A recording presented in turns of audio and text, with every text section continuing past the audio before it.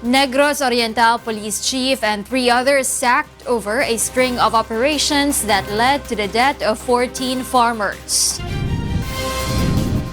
The Supreme Court orders the Solicitor General to submit the police reports on Tokhang operations. 55 POV drivers test positive for illegal drugs in Pideas, Oplan, Harabas.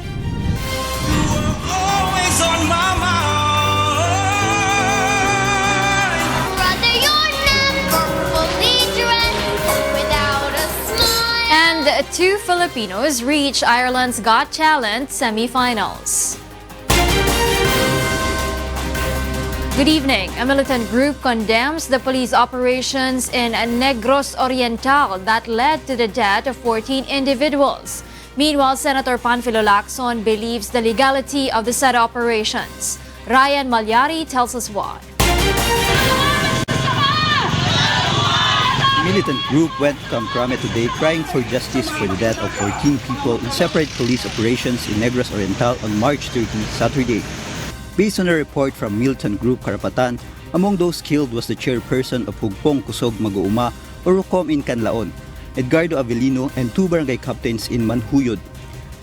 Karapatan condemns the incident and warns to file complaints against high-ranking Philippine National Police or PNP officials over the incident. Dahil kami ay naniniwala na ito ay sagad-sagarang pagmasaker ng walang kalaban-labang mga magsasaka sa Negros Occidental.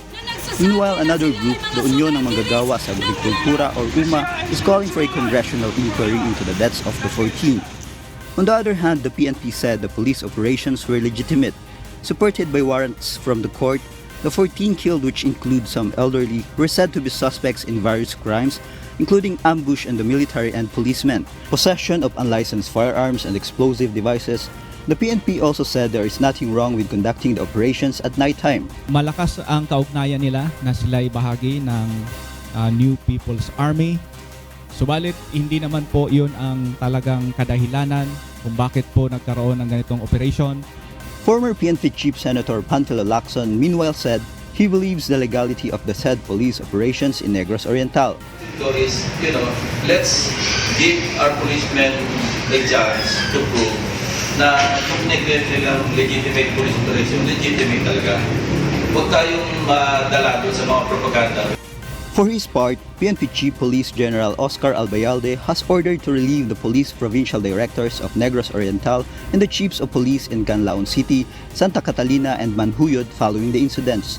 This is to give way to an investigation to be conducted by the PNP Internal Affairs Service if the operatives violated the law. Meanwhile, the Police Regional Office 7 welcomes the investigation into the bloody incident. Yeah, we're expecting it now. We are expecting it, but okay, we're open to that for the investigation. However, we have also directed our regional IAS to conduct their own separate investigation for that incident. Ryan Malyari, UNTV News and Rescue, Cebu. Relatives of the Negros 14 says those killed on Saturday in Negros Oriental were defenseless before arresting armed men during their last moments. Mirasol Abogadil explains why. The families of the 14 people killed in police operations in Canlaon City last Saturday denied their relatives were members of the New People's Army or NPA. They also said there is no truth in police reports that those killed resisted arrest. According to Christian, a son of Ismael Avellino who was among those killed, several armed men suddenly appeared past midnight of March 30 looking for his father. Pag arin ako drio, pag hands up na si Papa. Pos, nadagabantay sa mo, mga duwa lang guro bantay dra. Dito tanan. Pos, pagka way guro 5 minutos na, gipagwa may. Igo na muntikang sa pintahan. Kabate na may lupok na yun. Oo na, duwa pa ako na matian, pero pagkaabot naman dito, dagdagan na kayo. The relatives of those killed added that the policemen who arrived on Saturday did not present a search warrant before going into the victim's house. Israel, the son of Hukom or Hugpong Kusog Mag-uugma chairperson in Canlaon, said the armed men hurt him when he attempted to cry for help. Gatulog nakibot lang ko. Umutong nagwa ko din sa kwarto na pagkagwa na ko sa kwarto, giguyod din ko sa isa ka armado. Giguyod ko pagwa. Wala na ko balo kung giunsa. Now, they are crying for justice for their loved ones. Nga ako lang tani nga makuha na ilahang kamatayon kay di ginamon kaya yung mga dawat, ginamon dayon ya. Hindi ano nila na pagpatay ang mga tao diri. Nga wala man tani sala. Ti amo na ang ginapangita ko, ang hustisya lang nila, hustisya lang. Kay wala magan sila nga ang gintero sila nga wala kalaban-laban. Ila pa nga may armas pa pero wala kami armas din man kami makuha armas. Siling pa nila nagbato. Ano pagbato? Ano ibato?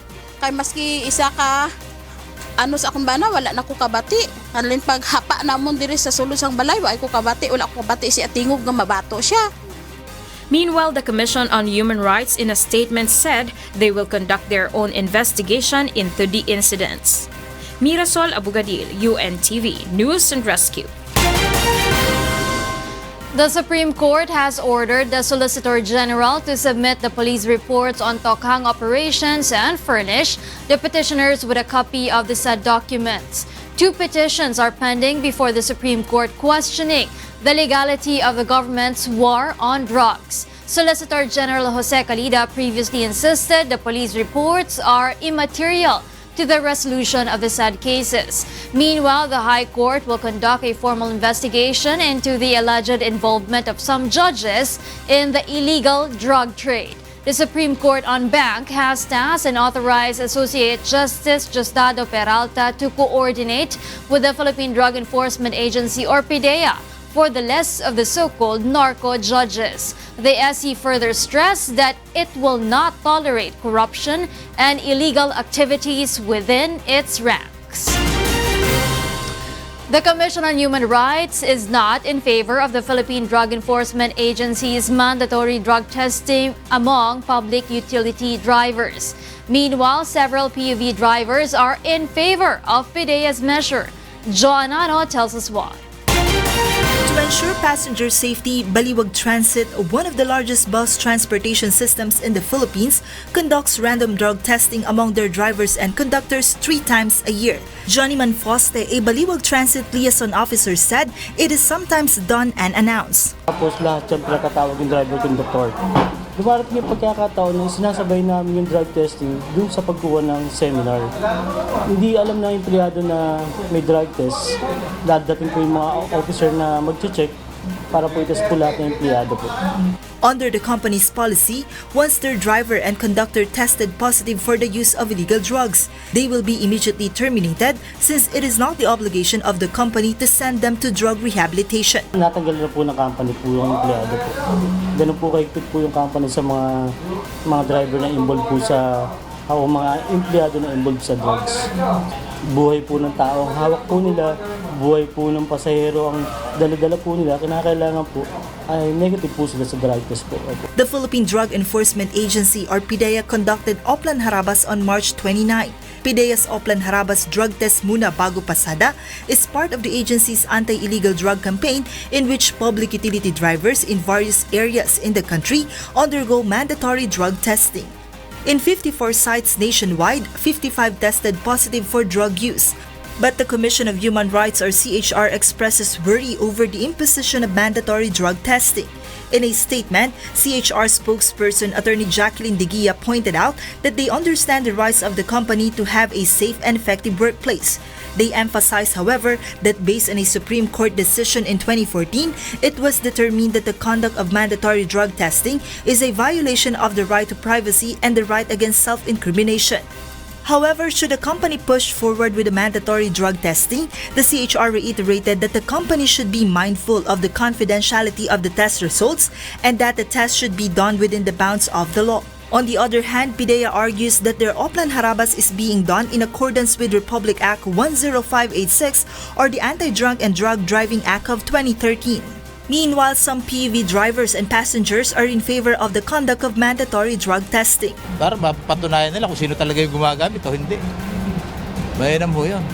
Para ma-check talaga yung driver kung talagang okay siya para sa isang driver. Mas lalong maganda po. Siguradong safety ang mga pasahero. Di ba? Kasi Pag naka-high ang driver, di alam ng mga pasahero. PIDEA said that drivers who tested positive for the use of illegal drugs will be temporarily prohibited from driving and their driver's licenses will be confiscated as they undergo drug rehabilitation. Joanano, UNTV News and Rescue, Quezon City.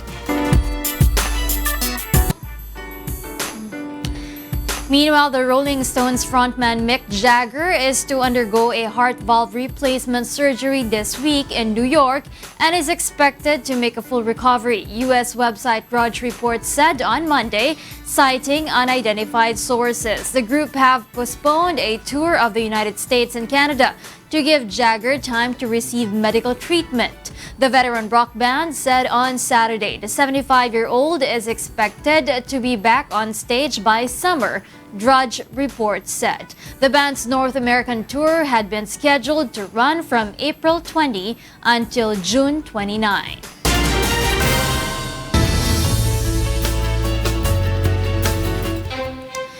Rock and roll is now as old as many grandparents, and so, to mark the genre's historical impact, a rock and roll exhibit in Manhattan offers a view of rock and roll instruments that dates back to the 1930s. The trajectory of the exhibit traces the changing technologies of rock and roll. Here's why from Mirasol Abogadil.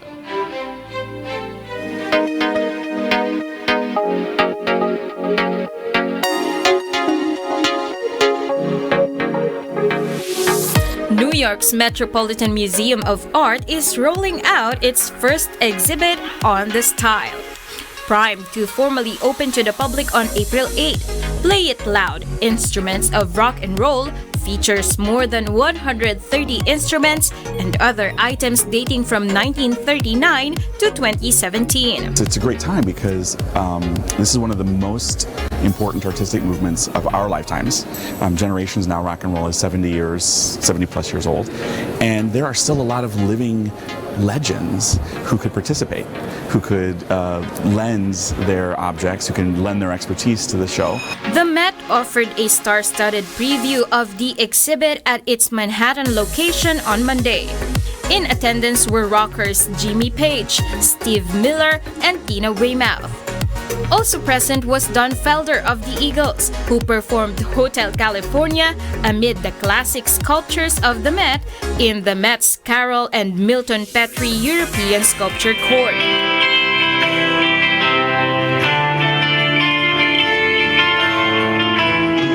And to be hanging on the wall here at the Metropolitan Museum of Art is probably the highest accolade, the highest honor I could get in the music business. The pieces of the exhibit reflect the eclectic influences and history of rock and roll. There were modern items like Lady Gaga's custom-designed piano. But there was also Chuck Berry's electric guitar, ES350T from 1957. Iconic set pieces, the likes of that of the Beatles, are featured prominently in the exhibit.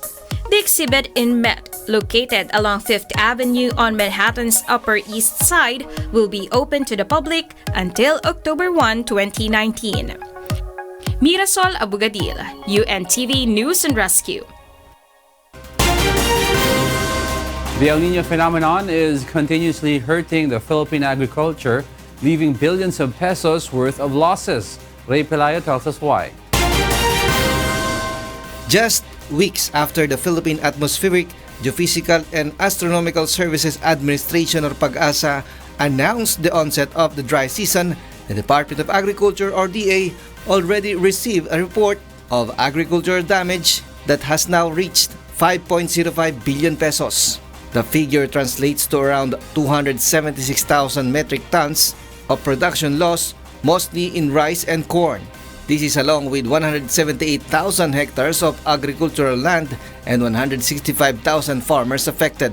These are in the regions of Cordillera Administrative Region, 1, 2, 3, Calabarzon, Mimaropa, 5, 6, 7, 9, 10, 11, 12, and the Bangsamoro Autonomous Region in Muslim Mindanao or BARMM. Areas under state of calamity are in the regions of Mimaropa, Bicol, the Zamboanga Peninsula, Socsargen, and BARMM. Pag-asa also reported there were 83 provinces affected by drought, dry spell and dry condition last month. The Weather and Climate Agency also projected that around 61 provinces will experience drought at the end of April. Government assistance through DA includes funds from the Survival and Recovery Assistance Program and cloud seeding operations. The Agriculture Department claims the installment of around 7,700 units of water pumps has saved 1.53 billion pesos worth of farmers' produce due to the availability of water for the crops. The Philippine Crop Insurance Corporation or PCIC has paid 43 million pesos worth of crop insurance. The Department of Social Welfare and Development or DSWD also has a standby assistance fund worth 1.2 billion pesos that includes food and non-food items. Agriculture Secretary Manny Piñol said farmers gamble to plant the crops even if the DA had warned them on the possible effects of the El Nino phenomenon. Piñol reported that most of the affected crops are in Region 2, Bicol and Northern Mindanao. Malaki lang yung naging damage kasi ito yung mga farmers na sumugal na talagang nagbaka sakali. Israel's proposal to install around 6,200 solar-powered irrigation system worth 44 billion pesos is to be subjected to Swiss challenge. This will give companies a chance to offer more competitive proposals on how to mitigate the effects of the phenomenon. Ray Pelayo, UNTV, News and Rescue, Quezon City. President Rodrigo Duterte orders the review of all contracts entered into by the government, including the loan agreements made with China. Rosalie Cos tells us why. Because of the onerous provision in the agreement between the Philippine government and Maynilad under the administration of former President Fidel Ramos, President Rodrigo Duterte has directed the Office of the Solicitor General and the Justice Department as well as all legal departments of agencies to review all contracts entered into by the government with the private corporations and foreign entities. In particular is the concession agreements on public utilities as well as foreign loan agreements. This include the Philippine government's current loan deals with China. He directed the Solicitor General, the Department of Justice Secretary, and all legal departments to review, evaluate, scrutinize every contract entered by the government and or its agencies with private corporations and or countries and determine whether there are onerous provisions in the contract that will put the Filipino people in disadvantage or in violation of the Constitution. Justice Secretary Melardo Guevara in a statement said the first step in this particular directive of the President is to jointly review and renegotiate, and if it is not successful, legal action for rescission will be undertaken. The Justice Department has already organized teams to conduct the review but mentioned it will need help from the Office of the Solicitor General to complete the task as the soonest possible time. The review also aims to formally charge former officials responsible for the drafting of a particular agreement with Maynilad, according to the presidential spokesperson. The said agreement prohibits the government from intervening or interfering with the terms of the contract. We can prosecute. Look, that contract was entered into by the government and drafted by lawyers of the government. There could be collusion between the lawyers of the government and the lawyers of the private company. We cannot do that. We have to prosecute them. The official also reports the President's latest directive aims to warn those in the government as well as the private institutions to be careful in entering into any agreement. Panel also believes the review will not affect potential investors in the country as well as the implementation of the government's current projects. Rosa Licoz, UNTV News and Rescue, Malacanang.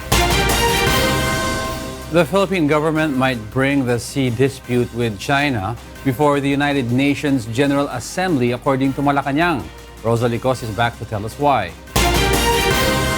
Can you tell me what other strong message can you give to them except to leave the place? This is what Presidential Spokesperson Secretary Salvador Panelo emphasized after reporting that the Philippines has already filed a note verbal to China due to the appearance of numerous Chinese vessels near Pag-asa Island. This, the Duterte administration believes, is the strongest action it can undertake to show it is defending the country's sovereignty. Presidential spokesperson Panelo also believes the bilateral mechanism between the Philippines and China is still effective to resolve issues concerning the dispute in the West Philippine Sea, including the reported harassment on Filipino fishermen by the Chinese Coast Guard in Panatag Shoal. Yesterday, during his courtesy call to presidential spokesperson Panelo in the palace, Chinese Ambassador Chow Jianhua mentioned that the Chinese vessel seen near Pag-asa Island carry Chinese fishermen. But according to the Philippine military's report, Chinese maritime militia vessels were also seen near the island owned by the Philippines. The government expresses concern over this since this can be regarded as a threat to the security of the Philippines. The government awaits the result of the protest as well as the bilateral mechanism or the action to be undertaken by the Chinese government regarding the complaint the Philippines has filed. However, Malacanang mentions the possibility of bringing the sea dispute to the United Nations General Assembly if this is not resolved. We are a member of the United Nations, right? And there are cases where a certain issue that happens in a particular country that affects humanity are raised in the General Assembly. Tapos General Assembly makes a unified action. Eh siguro baka yun. So we're going to raise it again if ever there will be... I'm just giving you what I thought that could be done. Ganun din na sinasabi ni Don Rosario, baka yun ang pwede natin gawin. Rosa Licoz, UNTV News and Rescue, Malacanang. Once again, it's a time of the year when parents get to see their sons and daughters take center stage for their graduation. Photos and videos of such moments have been posted online and have gone viral. Monokson explains why. Some of us consider graduation as one of the most important events in our lives. Sleepless nights, hardships, and sacrifices are important just to win that long hoped for diploma. And for every picture and video posted on social media, there are stories behind every smile and tear. May these stories serve as inspiration to all of us. Many parents prepare and wear their most good-looking clothes on their child's graduation day. But because of extreme poverty, this man, who is a construction worker, and his child marched to the stage barefoot in La Fortuna Oriental, Mindoro. Although without shoes in her feet, his child was surely overjoyed marching with her father on her special day. Netizens noticed the man's Superman shirt and made an artwork out of it depicting the hardships of the father because, for his child, he is the true superhero. Many admired the determination of Jomar Kenik Mangkok of Maguindanao, a Bachelor of Science in Education, major in Mathematics graduate. Despite severe sickness, Jomar forced himself to attend the graduation ceremony in a wheelchair and with an oxygen tank. A few days after his graduation, Jomar passed away because of rheumatic heart disease. Cherry May Toledo finished magna cum laude at the University of San Jose Recoletos in Cebu. She is a service crew in a fast food chain, working at night and attending school at daytime. On her Facebook post, Cherry May said, "Uniforms signify the different roles we play in our community. Sometimes we wear our school uniforms, occasionally our intern attires, and in the future, our professional suits. Apparently in this post, I am wearing my service crew uniform. This is the role I want to show. It's what I am proud of. This brought more meaning to what I am now and what I have achieved." Grace Labrador Bacus, a house help and nanny, also finished magna cum laude and with a Bachelor of Science in Secondary Education major in English degree. Grace posted on social media, "I always give it my best shot, so I was a consistent #1 Dean's Lister since first year. There were a lot of sleepless nights, reading, studying, and sometimes crying. Once bullied and often told he wouldn't succeed in life, Andrew Bergante Cabrera finished cum laude. On his Facebook post, Andrew proved all his bashers wrong. Hi, I'm Andrew. Yung akala nila makakabuntis ng maaga. Yung Andrew na di dapat iwanan ng ATM baka maubusan. Yung walang sariling motor kasi baka daw saan mapunta. At yung Andrew na di dapat umalis ng boarding house baka anong gawin. Those statements challenged me to prove it all wrong. And indeed, I proved it wrong. Knowledge, dreams, and hope constitute all these pictures. But behind every achievement, time, determination, and sacrifices are essentials. Genuine achievement is not only measured by a diploma, medals, and awards received. Sometimes, the sweetest smile, touch, and affection from a loved one are more than enough. Mon Hokson, UNTV News and Rescue. The Bureau of Fire Protection recognizes the contribution of UNTV News and Rescue and other private units in its fire prevention campaign. Here's why from Asher Kadapan Jr. The Bureau of Fire Protection, or BFP, reports some 3,600 fire incidents nationwide from January 1st to March 31st, 2019. This number is lower by almost 22% compared with the number of fire incidents in the same period last year. BFP records all show damages worth about 1.6 billion pesos in total over the past 3 months and up to 103 deaths. And at the end of the Fire Prevention Month in March, the BFP continues to intensify its fire prevention campaign. Ang pag-iingat sa sunog ay hindi lamang concern ng Bureau of Fire Protection, kung hindi concern nating lahat. So dapat makiisa tayo kung ano mga programa na binibigay ng Bureau of Fire Protection, tayo mismo sa ating barangay, sa ating pamamahay, sa ating mga workplace, dapat alamin natin kung ano yung mga maaring pagmulan ng mga sunog ay tanggalin natin para hindi na magkaroon ng mapaminsalang sunog. The BFP also values the contributions of UNTV News and Rescue and other private units that promote the agency's campaign. During a culminating program in the Pasay City Mall yesterday, the Bureau of Fire Protection awarded UNTV News and Rescue a plaque of appreciation for championing fire safety preparedness. UNTV also helps the BFP in responding in fire incidents where UNTV uses its modern fire truck and equipment in firefighting. For National Capital Region, the BFP accommodates report on fire through its direct lines. UNTV News and Rescue's hotline 911-8688 or 911-UNTV is also open round the clock for emergency situations. Asher Kadapan Jr., UNTV News and Rescue, Philippines.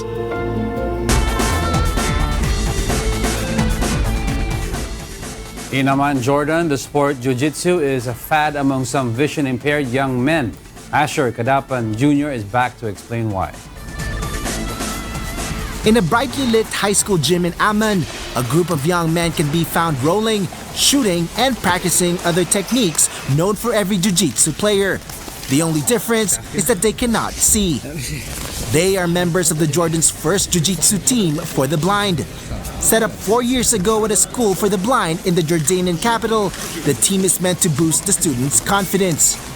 A blind person cannot see what's in front of him, but his body, his mind, it's all there. The only problem is that he has issues with his sight or is blind, but he is a normal person. He also joins sports, and Jiu-Jitsu is an ideal sport for us. Jiu-Jitsu is a self-defense martial art based on locks and chokeholds. Using Jiu-Jitsu techniques, a weaker person can successfully defeat a stronger opponent. The sport has made its way to Jordan with dozens of studios emerging around the country in the last 15 years. But this is the first team in the country to be made up of people with disabilities. We wanted to incorporate sports in general and to adopt them to those with visual impairments. This sport is great, and we felt like it can be practiced by the students. Because it is close-range sport, the students loved it, and it's a great game. The team has competed in dozens of competitions over the past 2 years, bringing home gold and silver medals along the way, according to Jabber. Their hope now is to be officially recognized by the country's athletics federation. Asher Kadapan Jr., UNTV News and Rescue.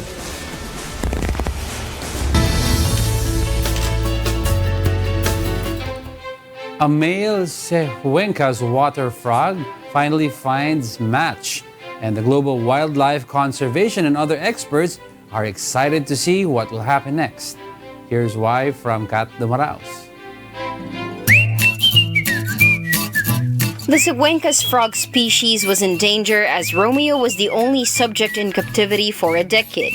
These frogs live no more than 15 years, and as Romeo was found as an adult in Bolivia's Carrasco National Park, there was a serious risk of extinction. Unable to find funds for an expedition, the Outside the Orbigny team, with the help of Global Wildlife Conservation, decided to create a profile for Romeo at Match.com to search for a female. After $25,000 in 2 attempts, a match was found. After various tests and quarantine, finally the moment arrived and Romeo and Juliet had their first encounter under the supervision of the scientist.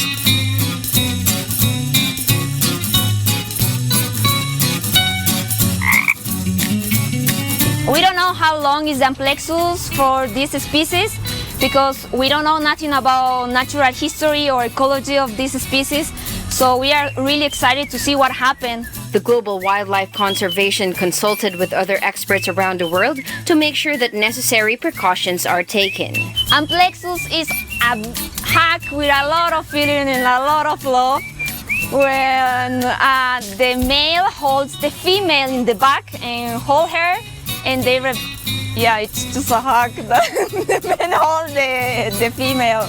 Romeo and Juliet's fan will have a chance to tune in once a week on Facebook Live to see their pair together starting on Wednesday, April 3 at 11 a.m. Eastern Time.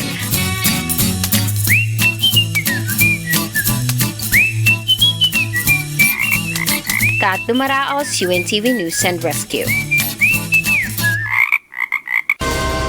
And to complete the most significant news for the day, Y News continues. Here are the top stories.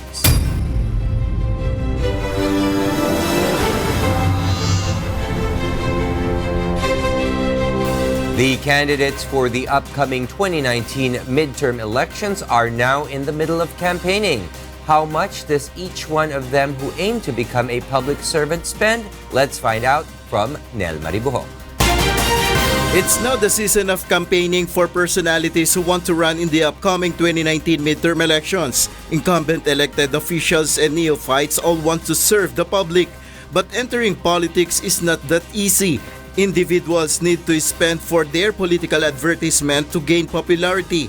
Based on a report by the Philippine Center for Investigative Journalism, from January 2018 to January 2019, there are about hundreds of millions of pesos which was expensed by some personalities who will run in the 2019 polls. According to the study by the Institute for Political and Electoral Reform, entering Philippine politics is indeed costly.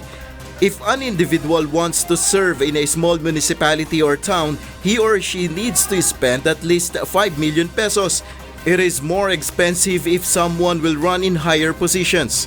Isang normal na probinsya, naku, malaki yan. Baka aabot ka ng mga 100 million.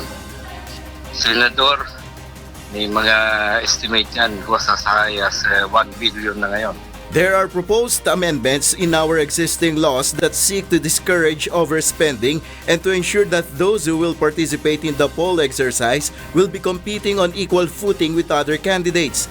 These include the amendments seeking for more reasonable political advertisement rates, where companies will give candidates a 50% discount for television ads, 40% on radio, and still 10% in print. There are other proposals in Congress that seek to raise a candidate's campaign spending limit. From the current 6 peso limit per voter, an independent senatorial and party list candidate may spend up to 8 pesos per voter. But according to Kasiple, this policy is pro-rich. Masyadong mataas pa rin kahit may discount. So the whole point of political ads, lalo na sa media, no? Television, radio, ay disadvantage ang walang pera. It's a given. Kaya nga isang malaking usapin dyan kung gagamit ka pa ng ganyang klaseng paraan para sa kampanya. Para yan sa may pera. Because of the huge expenses of putting advertisements on TV and on radio, some candidates just take advantage of the popularity of some social media sites. Some just go for the traditional house-to-house visits, especially those who have no financiers who will help them with their campaign expenses. Amid the hundreds of thousands of pesos and even millions of pesos spent in the elections campaign, some Filipinos are asking why not spend money to build more classrooms and hospitals or directly help the poor families. Some candidates have these answers. Dapat ang titignan dito yung mga kandidato na gumagastos na mahigit na 50 million hanggang 100 million na, no? Tama po yung nagkomento bakit hindi na lang gamitin sa iba't ibang pamamaraan para tulungan ang ating mga kababayan. Pero ito yung sistema po natin . Tama naman po yun kasi meron naman isinaad sa ating batas na tamang pondo para igagastos sa pangangampanya ng isang kandidato. Pero dapat masusing babantayan yung mga kandidato na hindi sila lalagpas dun sa inisaad na pondo na dapat kanilang gagastusin at ito ay dapat mabantayan lahat po. But why are some personalities ready to spend millions or billions of pesos just to win a seat in government? Obviously not because of the salary. It's because of the power. Meaning with power, pagtingin siguro sila na they can have money, It's not how big or small the campaign expenses of a politician that matters. What's important for the Filipino people is the fulfillment of every promise of a politician. Nel Maribojo, UNTV News and Rescue, Pasay City. Meanwhile, Philippine National Police Chief General Oscar Albayalde has ordered the relief of Negros Oriental's top policemen as well as police chiefs of 3 towns over the death of 14 local farmers during a string of operations. The incident occurred at dawn last Saturday after authorities served arrest warrants to suspected criminals who allegedly fought back. Ordered to be relieved from their posts were Negros Oriental Police Chief Colonel Raul Taraca, Canlaon City Police Chief Lieutenant Colonel Patricio Degay, Manjuyod Police Chief Lieutenant Kevin Mamaradlo, and Santa Catalina Police Chief Captain Michael Rubia. The relief order was issued to give way to the investigation in connection with the bloody operation. Yeah, we'll be expecting it now. We are expecting it, but okay, we'll open to that for the investigation. However, we have also directed our regional IAS to conduct their own separate investigation for that incident. Malacanang, for its part, insisted on Monday that the operation conducted by police against loose firearm and suspected hitmen and supporters of the New People's Army was legitimate. Senator Panfilo Lacson, meanwhile, believes police should be given the chance to prove the claim and that the police operation was indeed legal. The Commission on Human Rights, or CHR, reminds the Philippine Drug Enforcement Agency to conduct the mandatory drug testing under the agency's Oplan Harabas to be mindful of the proper standards of confidentiality.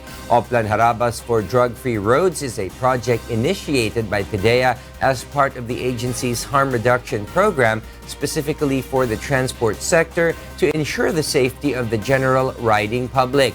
It can be noted that the surprise mandatory drug testing for public utility vehicle drivers in 54 transport terminals nationwide was facilitated by PDEA on March 29, 2019 in collaboration with the LTO, LTFRB, PNP, and other concerned government agencies where 55 public utility drivers tested positive for illegal drug use. The CHR also emphasizes that in the Supreme Court's decision on a mandatory drug test case in 2014, it was determined that mandatory drug testing is a violation of the right to privacy and the right against self-incrimination or testifying against oneself.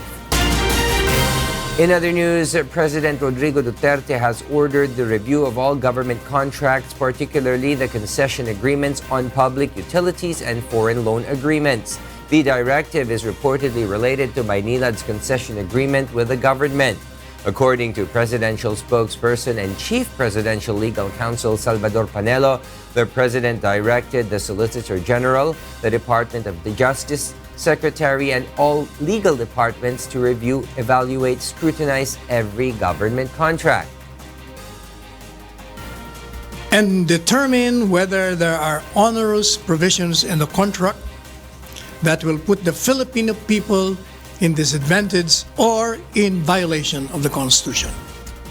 Panelo added that this will serve as a warning to government officials, private institutions, and foreign government to be careful when it comes to entering in any kind of agreement. Meanwhile, DOJ Secretary Menardo Guevara said that the first step will be a joint review and renegotiation of contracts. Guevara added that if there are lapses in the contract, then it might lead to the cancellation of the particular agreement. The Justice Department has already formed a team for the review, but they still need to coordinate with the Office of the Solicitor General to speed up the process. Meanwhile, weeks after the Philippine Atmospheric, Geophysical, and Astronomical Services Administration, or PAGASA, announced the onset of the dry season, the Department of Agriculture received a report of agricultural damage that has now reached 5.05 billion pesos. The figure translates to around 276,000 metric tons of production loss, mostly in rice and corn. PAGASA also reported there were 83 provinces affected by drought, dry spell, and dry condition last month. The Weather and Climate Agency also projected that around 61 provinces will experience drought at the end of April. Agriculture Secretary Manny Piñol said farmers gambled to plant the crops even if the Agriculture Department had warned them on the possible effects of the El Nino phenomena. Malaki lang yung naging damage kasi ito yung mga farmers na sumugal na talagang nagbakasakali. The government can raise the country's maritime dispute case against China before the United Nations General Assembly. This is what Presidential Spokesperson Secretary Salvador Panelo said during a press briefing in Malacanang today. Presidential spokesman Salvador Panelo cited what former Foreign Affairs Secretary Albert Del Rosario said, that elevating the arbitral ruling on the South China Sea issue before the United Nations could be among the government's options in asserting the country's territorial sovereignty. We're a member of the United Nations, right? And there are cases where a certain issue that happens in a particular country that affects humanity are raised in the General Assembly. Tapos General Assembly makes a unified action. Siguro baka yun. So we're going to raise it again if ever there will be... I'm just giving you what I thought that could be done. Ganun din ang sinasabi ni Del Rosario, baka yun ang pwede natin gawin. And for the news abroad, tributes for rapper Nipsey Hussle poured in after the Grammy-nominated performer was gunned down in broad daylight outside his clothing store in Los Angeles. Sunny Cos explains why. A group of mourners on Monday gathered outside the clothing store that belonged to Grammy-nominated rapper Nipsey Hussle after he was shot and killed outside the business in South Los Angeles the night before. The shooting, which took place on Sunday evening, also left 2 other people wounded, the Los Angeles Times reported. According to the newspaper, Hussle, 33, was shot multiple times and rushed to a hospital where he was pronounced dead. But just to know that it was a shooting in the hood where it's a black community here, and all we do is kill each other, jealous of what others have. His death has also sent shockwaves through the U.S. entertainment world, with celebrities posting memories of the musician on social media. The Los Angeles Police Department said in a statement that a shooting was reported about 3:20 p.m. Pacific Daylight Time in the area of Slauson Avenue and Crenshaw Boulevard, and that 3 victims were transported to a hospital where 1 was pronounced dead. A police department dispatcher declined to confirm the identity of the victims, and a spokesman did not respond to questions. Hussle, whose real name was Ermias Ashgadam, grew up in South Los Angeles and often talked about being in a street gang during his teenage years. He had since become a community organizer, according to media reports. Well, I mean, he made good music, which that is obviously going to connect with the youth.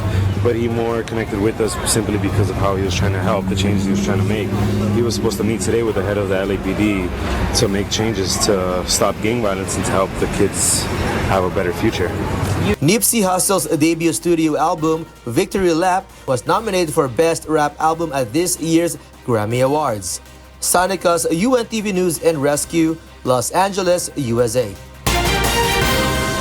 In related news, one person has been stabbed and 19 were injured after a violence broke out at a memorial for rapper Nipsey Hussle outside the Los Angeles store where he was shot dead a day earlier. Scores of fans were holding a vigil at the Marathon clothing store in the South Los Angeles neighborhood on Monday night when the disturbance occurred. A Los Angeles Fire Department spokeswoman said they had received a report of a possible shooting or stabbing. At least 2 members of the crowd were critically injured and 1 injury was reportedly from a car hitting a pedestrian. Britain's exit from the European Union remained deadlocked on Monday after Parliament failed to agree on any alternative to Prime Minister Theresa May's divorce deal. After a tumultuous week in which May's divorce strategy was rejected by lawmakers for a 3rd time, despite her offer to quit if it passed. The future direction of Brexit remains mired in confusion. In a bid to break the impasse, lawmakers on Monday voted on 4 alternative Brexit options, but all 4 options were defeated. The option that came closest to getting a majority was a proposal to keep Britain in a customs union with the EU. That option was defeated by just 3 votes. A proposal for a confirmatory referendum on any deal got the most votes but was defeated 292 to 280. Meanwhile, police and crime committees in the United Kingdom held an emergency summit to tackle the knife crime epidemic following a spate of stabbings. Jovic Burmas will tell us why. Prime Minister Theresa May held a special meeting on tackling Britain's soaring knife crime rate on Monday after the government announced new plans that could make teachers and health workers responsible for tackling violent behavior. The meeting with experts in youth violence in May's Downing Street office comes after a spate of high-profile deaths sparked a debate in Britain over whether a nationwide decline in the number of police officers is behind a rise in stabbings. In the recent months, we know we've seen an appalling number of young lives that have been cut short or devastated by serious violent crime, including, of course, a number of horrifying incidents that took place just over this weekend. And as we look at what's happened, of course, what we also see is that in many cases, the perpetrators of these crimes are as young as their victims. And this is something that has to be of deep concern to us all. Over the weekend, 4 people were stabbed in what police said were unprovoked attacks in London. At least 48 people in Britain have been stabbed to death since the start of the year. The new proposals could see teachers, nurses, and police officers held to account if they fail to spot warning signs of violent crime among young people. There were 285 fatal stabbings in England and Wales in 2018, the highest level since records began more than 70 years ago, official statistics showed last month. Police say the surge in knife crime in a country where guns are hard to obtain has been driven by several factors, including rivalries between drug gangs, cuts to youth services, and provocations on social media. Jovic Burmas, UNTV News and Rescue, London, United Kingdom. Camp Adventures Tower in Denmark offers a unique nature experience not found anywhere else in Scandinavia. Nina Armilio will tell us why. A 45-meter hourglass observation tower built in the middle of a forest in southeastern Denmark has opened to the public. The Camp Adventures Forest Tower, which is located in the Gisselfeld Castle Forest, is around a 50-minute drive from Copenhagen. It takes visitors approximately 15 minutes to walk the 650-meter twisted path from the forest ground to the top of the tower. The forest tower is now the highest point in the Zealand region of Denmark, and from the top, visitors can see all the way to neighboring Sweden.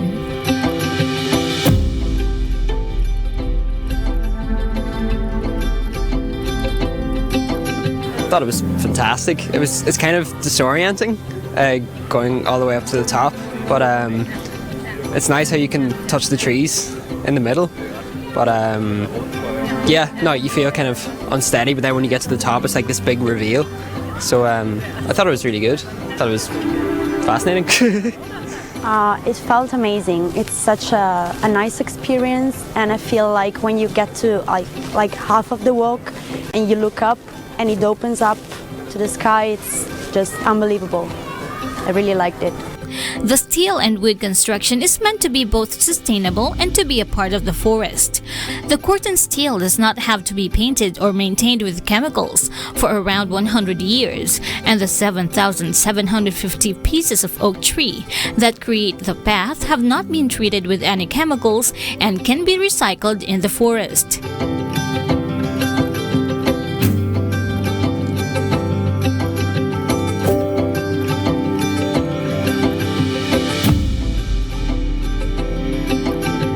The Camp Adventure Climbing Park is the largest in Denmark, spreading over an area of 7.5 hectares. The 10 climbing courses are all different and vary in height, where you move from tree to tree via different obstacles or zip lines. Nina Armilio, UNTV, News and Rescue.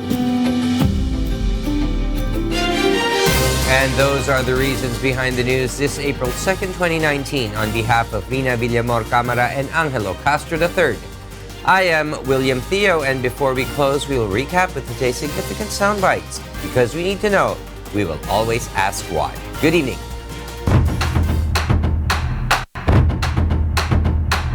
Malakas ang kaugnayan nila na sila'y bahagi ng New People's Army.